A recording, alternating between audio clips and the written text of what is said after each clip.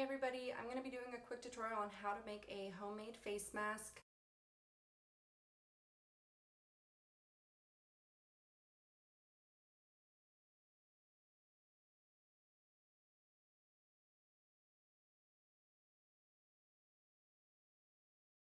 The recommended fabric is a tightly woven but breathable material. A good example of this is something like canvas or a cotton blend.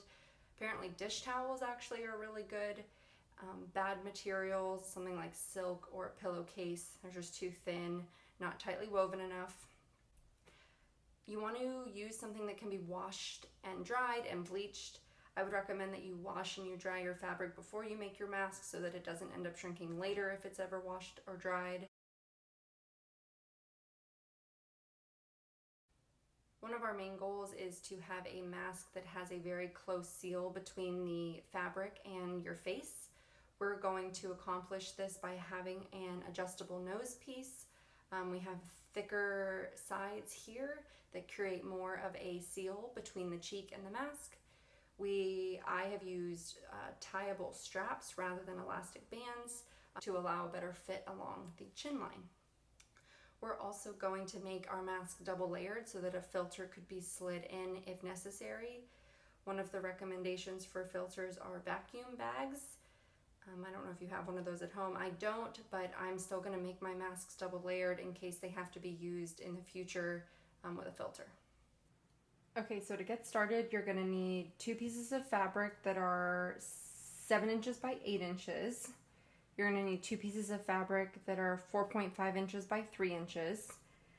You're going to need some straps. So if you're using an elastic strap, this is a 8-inch elastic ribbon, or you're going to need 4 straps. So this is 11 inches. It could definitely be longer, maybe 12 inches or 13 inches is ideal.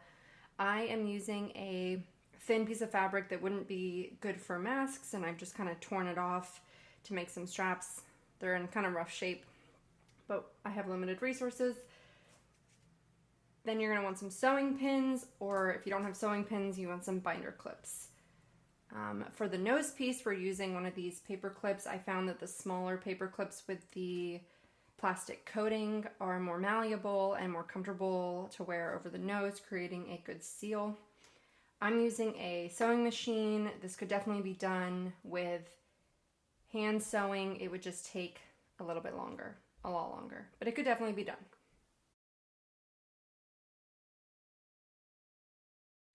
We're going to start with our 2 bigger pieces of fabric. This is the good side, this is the bad side. I'm going to make the good sides face one another. And this is what makes it double layered. And I'm going to sew about a 1/2 inch seam along the long side. You could use pins at this point to put it in place, but it's such a short distance, I'm just going to sew.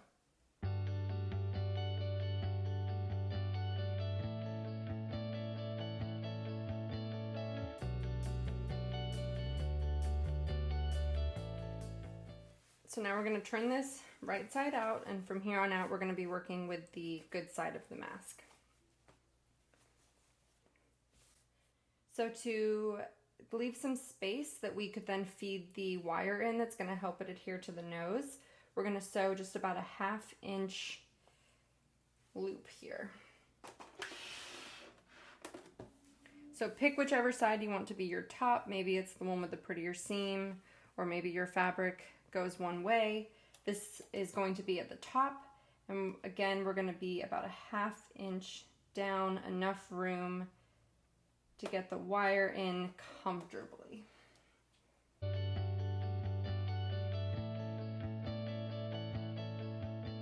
So next we're going to be pleating the fabric.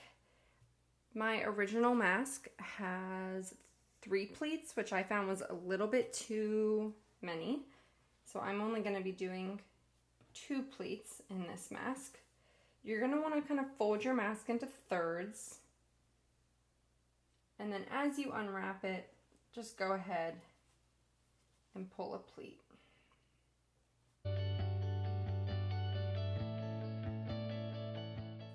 And then this is where your binder clips will actually come in handy, or your sewing pins, whichever one you prefer.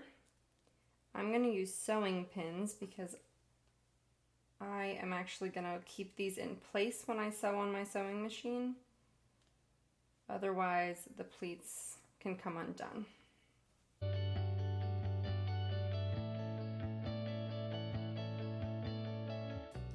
Okay, so now that my pleats are pinned in place and I'm just making sure that they're all even, I'm going to sew along this edge here.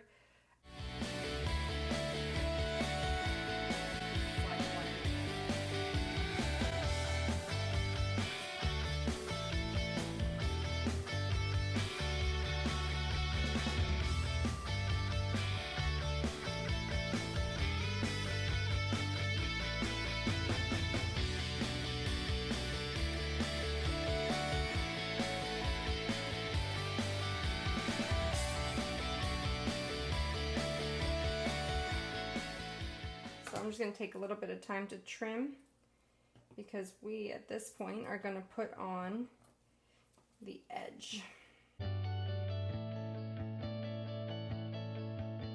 So you're going to want to take your smaller pieces. These were 4.5 by 3 inches.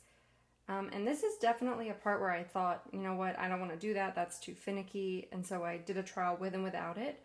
And these do significantly help with the seal against the cheek, so I do recommend using them.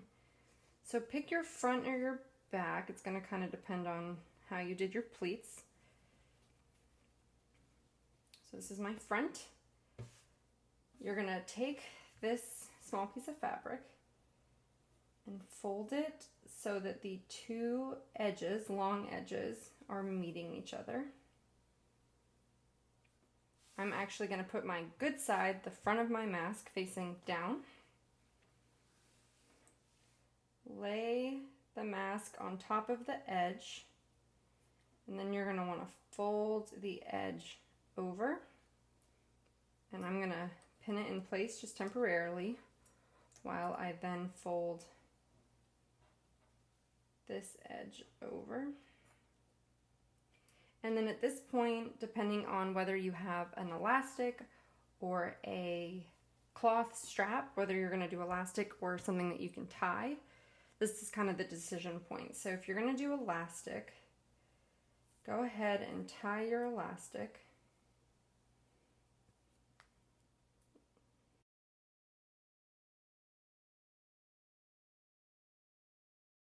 Okay, there we go. All right, you got your elastic. I'm going to wrap it around here. This elastic actually seems a little bit too small. I think I've trimmed mine over time, but there we go. They started out as 8 inches and they were good. So now you're going to fold the long piece over, just taking care not to make it messy. And I'm using binder clips because it's only temporary. Fold this one over.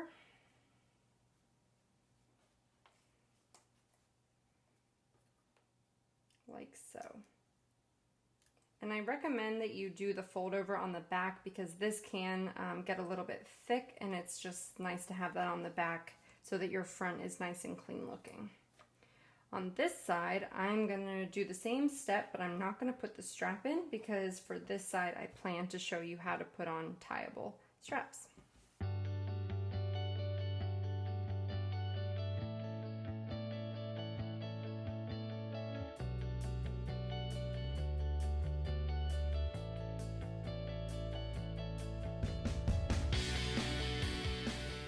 Okay, so here's my mask. We are going to be sewing down the sides here. Sewing machine back. And this is where if you do have sewing pins, you might find it a little bit easier. However, at this point the fabric is pretty thick and there's lots of layers, so they're a bit difficult to get in. And if you can just hold this while you're getting it under your foot, you'll be in good shape.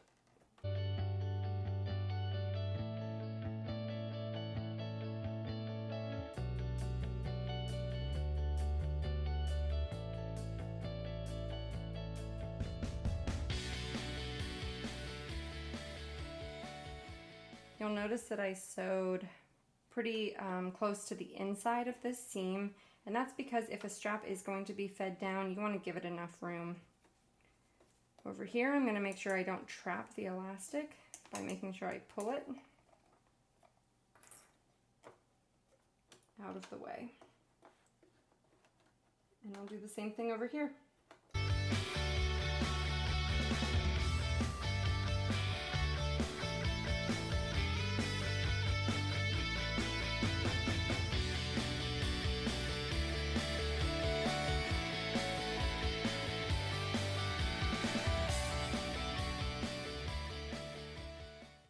For the straps, for the ties, hopefully yours are in better condition than mine.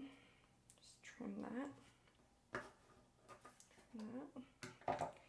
We're going to be adhering these straps onto the top and the bottom of the sides here. And I'm going to do 2 areas of sewing, so I'm going to sew along the inside area and the outside area, and that's because the further on the outside that it's adhered, the better it attaches or seals to the face.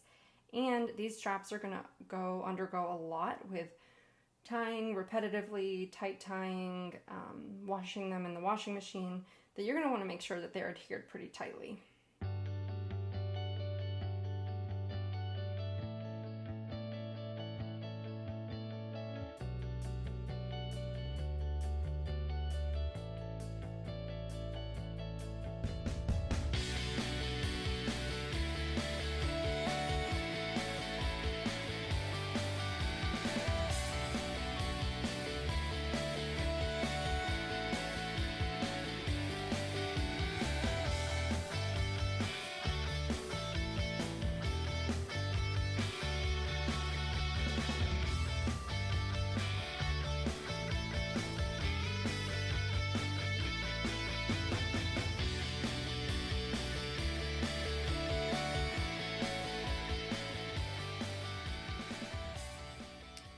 Okay, so there we have it. There's our mask.